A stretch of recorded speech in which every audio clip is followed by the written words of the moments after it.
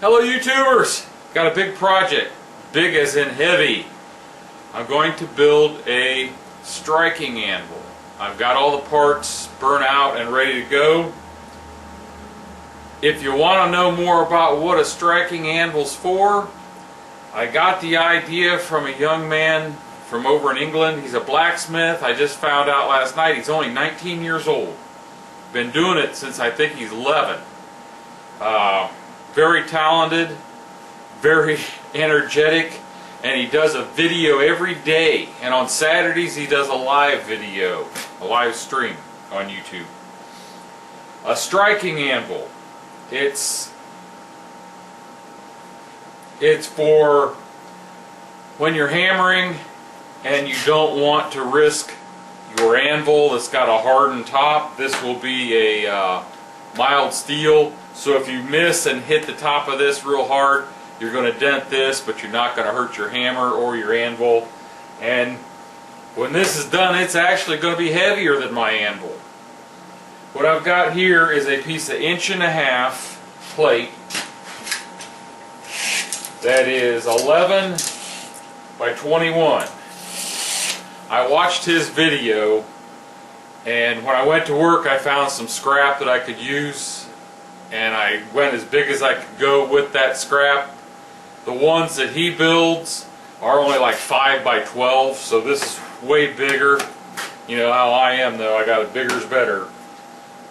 This is kind of the base, and then it's 1.5", and then I have a piece at 2.25 to put on top of this. This was 90 pounds and the 2.25 was 120, I believe, 125. So first thing I want to do is get these legs welded on. And I have some, I believe it's 11 gauge tubing I'm going to weld on here, and I cut them on a slight angle so that they will kind of get out of the way and give me a little more base at the bottom here. I drilled 3 holes, or I burnt 3 holes in this plate so that I can weld these right over it. Then I'm going to weld these feet on the bottom. Then I'll flip it over and pour sand, fill these legs up with sand, add more weight, and kind of deaden the sound of ringing that might come from the legs. Let me get this positioned on here where I want it and get it welded down. Be right back.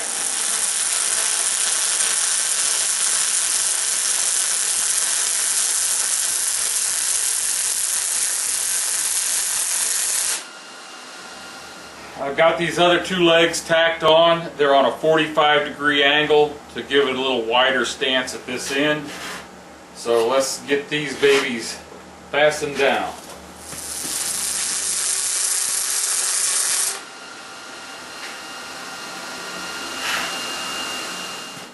Okay, the plan is now to set this on the floor, position these centered underneath these feet so they sit nice and flat on the floor. I tacked a little piece of plate here so I have a place to attach a ground to it. Then I'll be working down here on the floor, because this is just too heavy. It's too heavy for an old guy like me. So let's get this set down on the floor. And while I'm thinking of it, I don't think I mentioned it before, I'm going to put a link to Alex Steele's YouTube channel. The videos where he built one of these was how he did it. I don't have the ability to do it the way he did it, so I'm cheating. I'll show you what I mean here in a little bit. Let me get this set down on the floor. Okay, I got all 3 of the foot pads, I guess you might want to call them, positioned where I want them. Let's tack them in place, then weld them solid.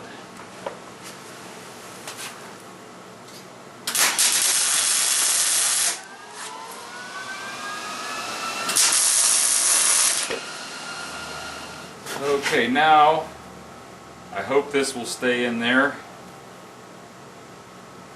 so I can pour sand down in that tubing. And this is some old sandblasting sand.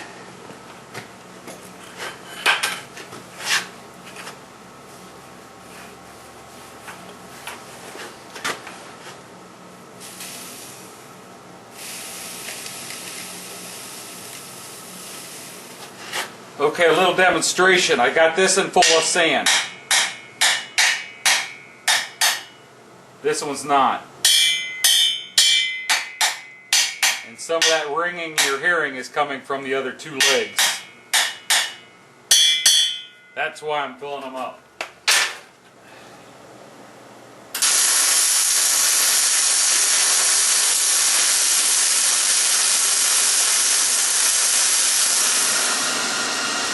As you can see, I put my official Miller welding jacket on. I didn't want to burn holes in my flannel shirt.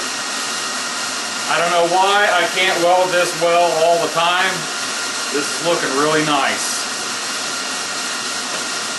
Don't get it. Sometimes I do real good, and other times it's like I don't know, have a clue what I'm doing.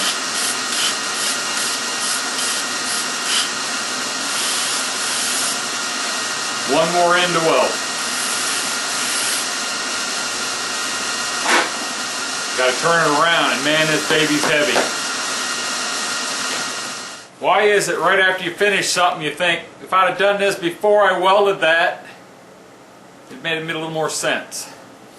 I've got to try to get this to square up that hole, and it'd been nice if I could come in from both sides. I still might be able to get a little bit from the bottom through that hole. This is a planting that I'm making a 2x72 knife grinder. This is 1¼ inch square at this end. I want to make it so it'll fit down in there.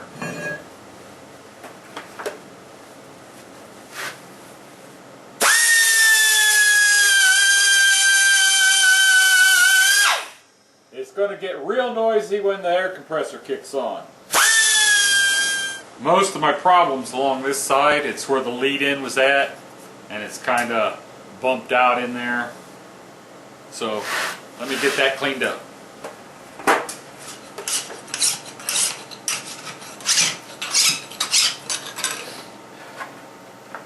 It just seems like this side of the hole is still hard. I have used my angle or my die grinder with a carbide cutter on it. Use a smaller one right in the corners. It's getting close. It's got about a ½ inch farther, and then it'll go through. But it just seems like it cuts here, it'll cut here, and it'll cut here. But this side just feels harder.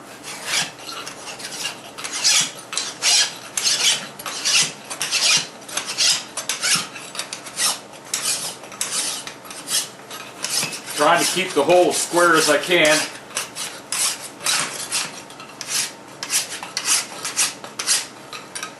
Try it again. I've been marking it across the top here, and last time I was within about a ½ inch of going clear through.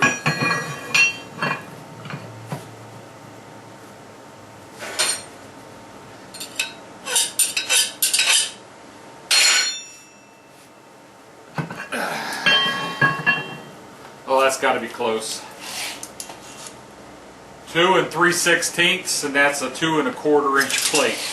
Within a 1/16 now. A little more work, and then I'll have her done, be ready to use it. That's just hard on that side.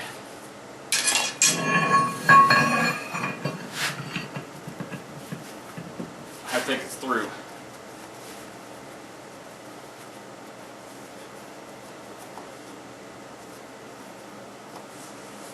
Yeah, it's almost clear to the bottom of that 1½ inch now.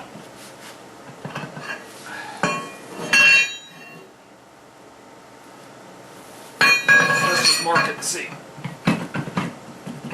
Yeah, it's clear through now. It's sticking out the bottom. Finally! Another project done for the weekend. Thanks for watching. And please, make a comment. I like to know who's watching my videos, so make a comment. Good, bad, indifferent, just say, hey, I was here. Thank you.